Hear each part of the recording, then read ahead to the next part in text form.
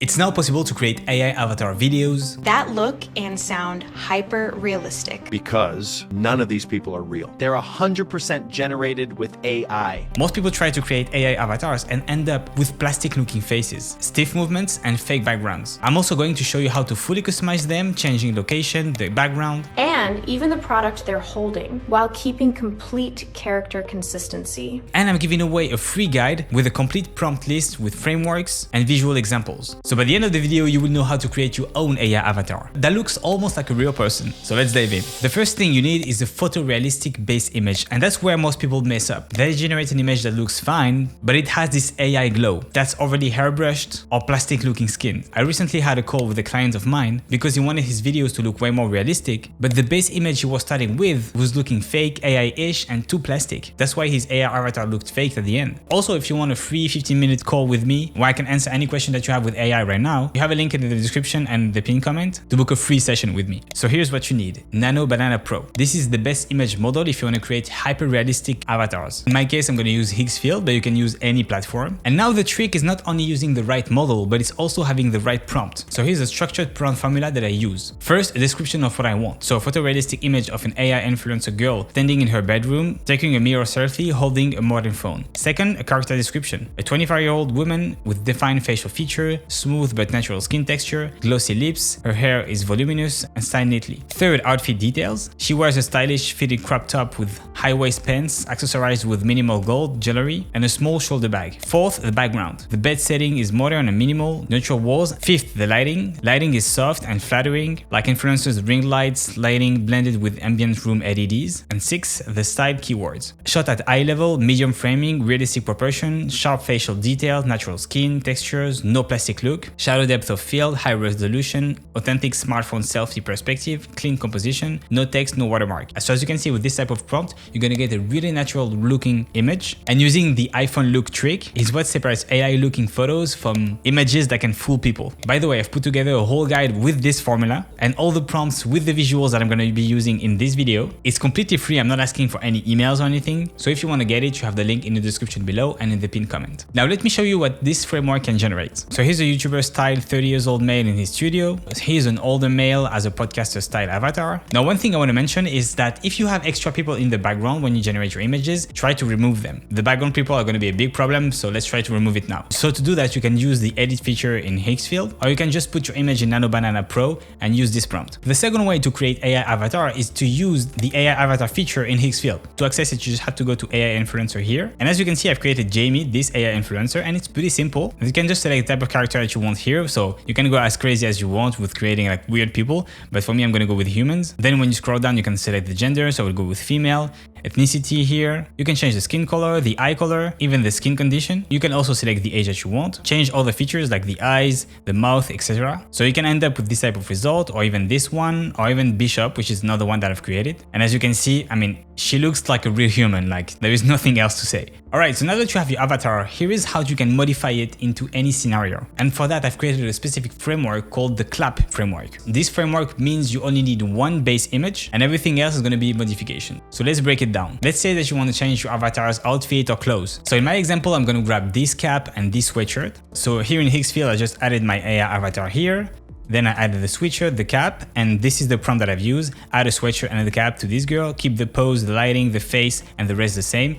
And that's basically it. Now I get this generation with the same person, same pose, but different outfit. Now let's say that you want to put your avatar in a different location. You can either use a reference image. For example, in my case, I took this example from Kim Kardashian, and I want my avatar to be in the same position and in the same background, same type of environment. So again, we go back to Higgsfield. I just added my avatar here. Here I added the photo of Kim Kardashian, and I just said replace the girl in the second image by the one with the first one. It's that simple. And as you can see, my avatar is now in the same environment with matching lighting, matching pose, and aesthetic. Now, how can you do it if you don't have a reference image like I have? You can use the 9 background grid prompt. So using this prompt, you will get 9 different backgrounds in just one image. And then you just have to upscale the image that you want. Now, let's say that you want to change the camera angle. You can use this type of prompt saying, change the camera framing to 45-degree angle to the left, keep the character and the scene exactly the same. And the AI would change the angle while maintaining consistency. You also have a specific feature in Higgsfield called angle. To access it, you just have have to go to edit here and go to angles. Then you just put your base image here and you click on generate and you will get 12 different angles in just one click. To be honest, it works, but not all angles are going to be generated correctly. Sometimes you're going to have some problems. So you will have to do some picking here. Now you might want your avatar to hold a specific product. This is what makes AI UGC sellable, by the way. So again, it's pretty simple. You just add your AI avatar here. In my case, I'm going to make the YouTuber hold this specific supplement. So I just go to Higgsfield and I select Nano Banana Pro. Here I put a photo of my YouTuber. Here I put a photo of the supplement. And I just say, make this man hold the supplement on his left hand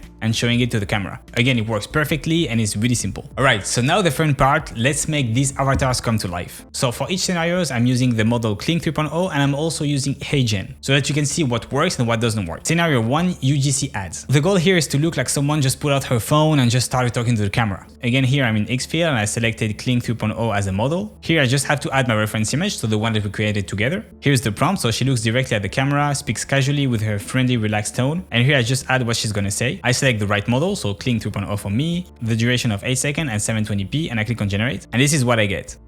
I just finished shooting some content this morning, grabbed a coffee, and now I'm planning my next trip. Probably somewhere sunny.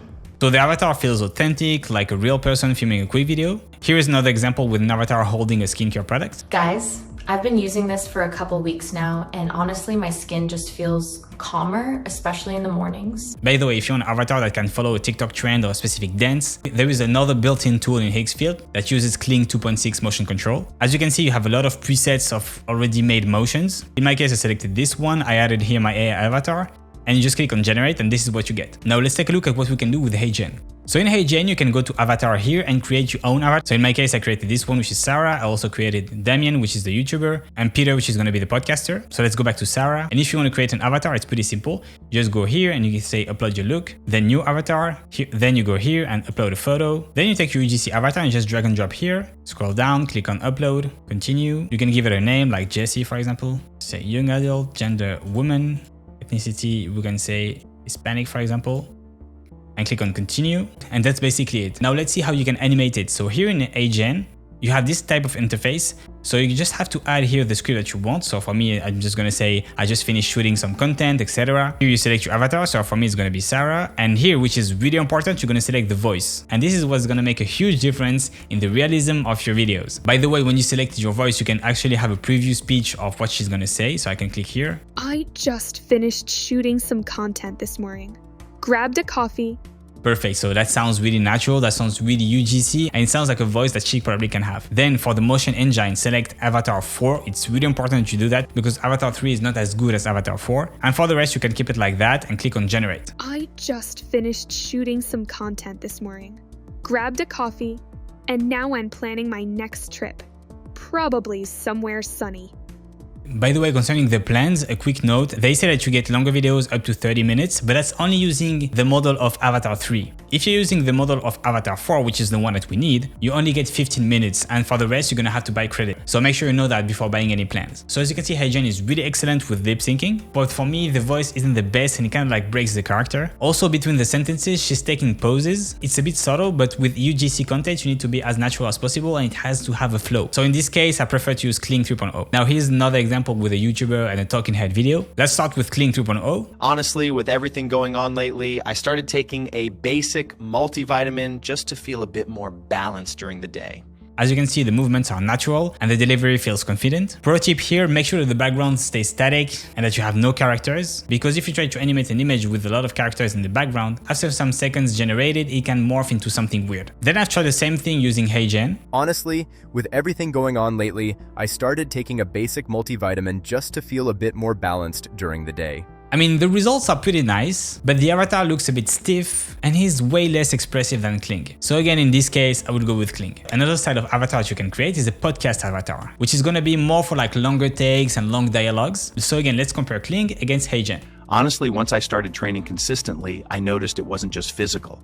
My focus, sleep, even stress levels improved a lot. Honestly, once I started training consistently, I noticed it wasn't just physical.